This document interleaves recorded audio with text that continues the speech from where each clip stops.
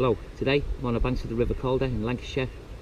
I'm going to be stick float fishing, trotting for chub, dace, maybe grayling and whatever else can come along. I've got to say it's a stretch I've not fished before because it's a new card I'm on for this year, and I've actually took a couple of new cards this year with different clubs, and specifically clubs who've got a selection of rivers in the northwest, because for 2019 that's very much going to be my preferred type of fishing. It's something that I like, and I've decided that I'm going to pursue the rivers more than, I'm not saying I won't do any still water fishing, but mainly I'm going to be trying to fish rivers because it's what I enjoy. So this is what we've got in front of us here at the minute. As I say, I've not fished it before, I've just plumbed up what I'm actually fishing. It's in a 13-foot float rod. I'm fishing Preston 10 number 4 stick float.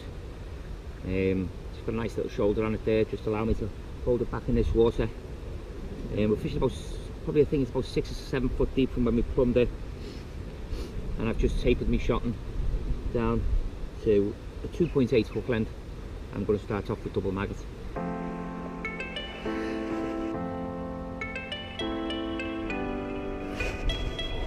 What I've realised is, the far side, that's where we're getting the bites. You can see where those bubbles are. Well, just this line here, just on the inside of these bubbles, following that there, that's where the activity is. That's the crease we needed to be on. If we didn't get our bites there, and then by mending our line we'd pulled into this section, and you're then fishing down here, then well, we tended not to get the bites, and this is the shallower area of the river.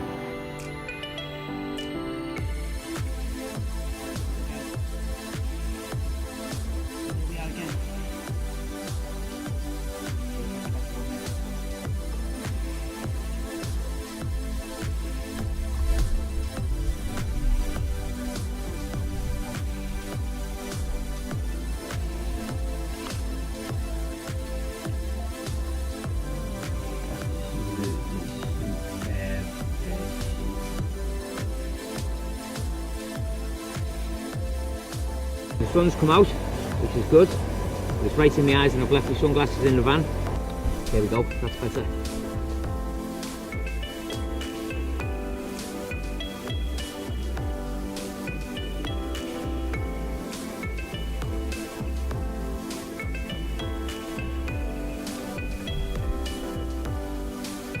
That's the second fish of the day. Beautiful grayling. And that probably just about half a pound. But super fish.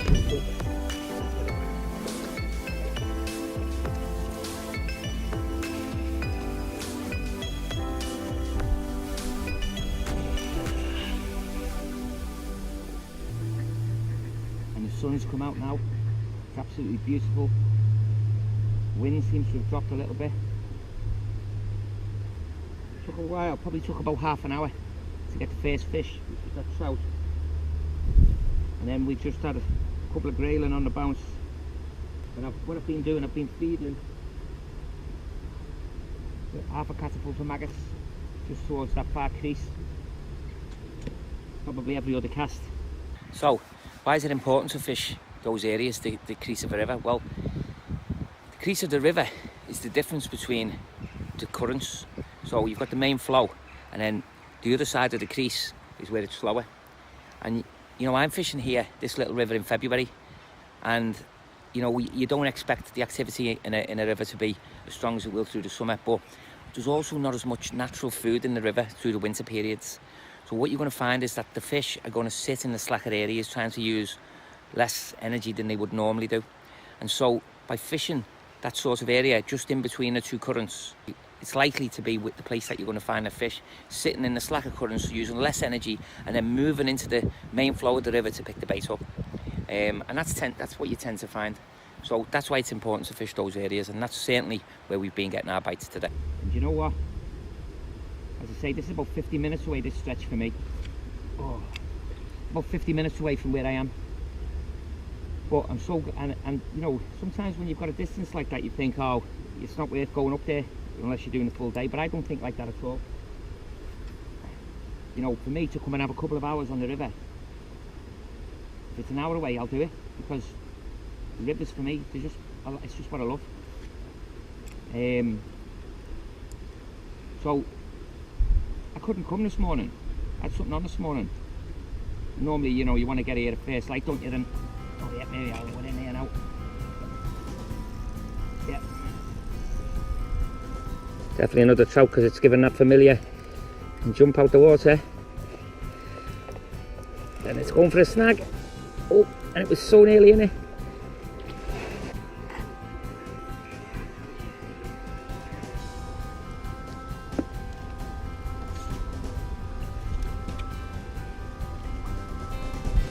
Beautiful little trout, and that's what I'm talking about. Look at that, absolutely fantastic. I'm going to get that one back in the water.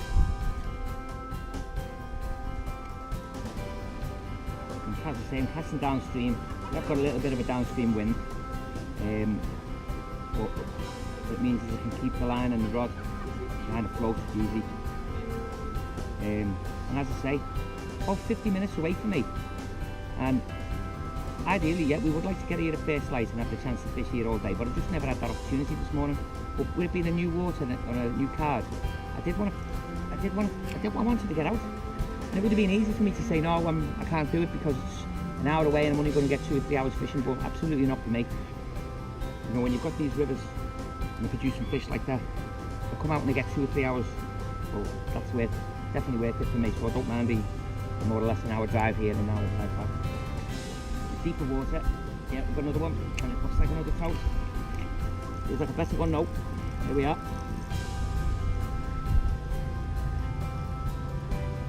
And these fish, oh, it's come off. I can't believe it. I was just saying they fight great, but you know what they do? Because they fight like mad, and they're only small fish, but you know what? They're absolutely beautiful. It shows you, as I say, it took about half an hour to get my first fish. We kept feeding, putting the maggots in and the hemp. I haven't had to really use anything else. And you know what? It's brought them upriver, and there's definitely fish in the stream now. And it's just a question of me capitalising on them.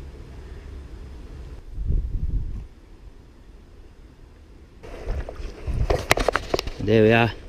Another beautiful, beautiful trout just hooked in the side of the lip. How beautiful is that? And these wild trout, they're absolutely beautiful. Look at them. Super, super fish. We've had about 5 of them now, I think. But look at that. Not massive, but just beautiful and great sport.